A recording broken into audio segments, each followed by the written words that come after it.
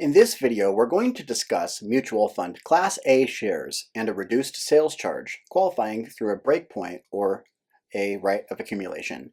We're going to go over breakpoints, letter of intent, and we're going to talk about rights of accumulation. With a mutual fund Class A share, it charges an upfront sales charge, or sales load. In order for the fund to charge the 8.5% sales charge, the maximum allowable by law, one of the features they must offer is breakpoints. And breakpoints are a dollar level where the sales charge is reduced. So on our slide here, we see an example of a breakpoint table.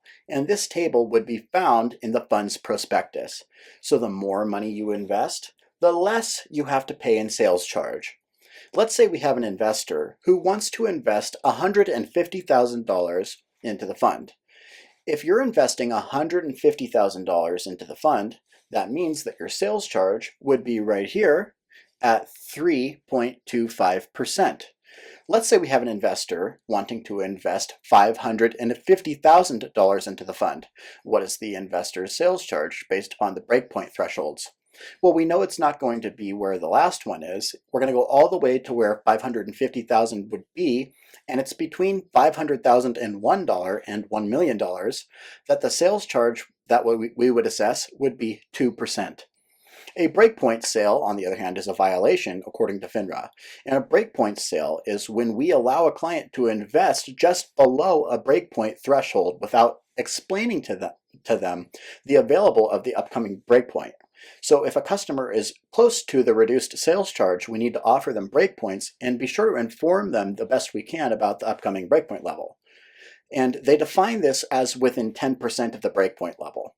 If the investor doesn't have all of the money to invest today in order to get the reduced sales charge to buy a breakpoint, one feature we may offer to the client is something called a letter of intent, or an LOI. A letter of intent is a non-binding agreement. It's only binding on the company, not on behalf of the customer. That's good for a total of 13 months. And the letter of intent can be backdated 90 days. Typically, when an investor backdates a letter of intent is when they have a sudden windfall of money. Let's say they won the lottery and want to invest the remaining amount to get the lower breakpoint threshold. If the customer signs a letter of intent, like we discussed, it's not binding on the customer, only on the behalf of the mutual fund. Let's say they intend to invest the remaining amount to hit the breakpoint threshold, so they get the lower sales charge right now, but over the course of the 13 months, they don't meet the remaining investment threshold.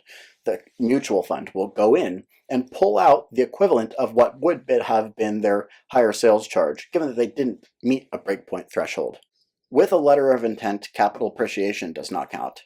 Another feature that's a loyalty discount for a mutual fund Class A share is rights of accumulation, or ROA.